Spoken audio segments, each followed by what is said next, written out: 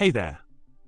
So, imagine you're facing a situation where you're trying to use bash and suddenly encounter a strange behavior. The problem lies in the fact that when you press Ctrl+A to go to the beginning of a line, it doesn't display properly. Well, fear not, because there's a simple solution to this issue. In such cases, if your PS1 contains unprintable characters like color codes, it can confuse bash into thinking they take up space on the line. To fix this, you need to explicitly escape these characters.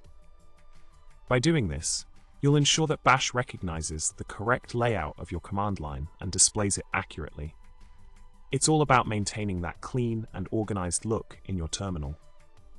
By following this solution and escaping any unprintable characters in your PS1, you'll be able to navigate your command line smoothly without any display issues. Remember, a clean and well-formatted terminal is key to a positive and efficient working environment. In summary, by addressing the underlying issue of unprintable characters in your PS1, you can ensure that bash functions correctly and displays your command line properly. So next time you encounter a similar problem, you know exactly how to tackle it.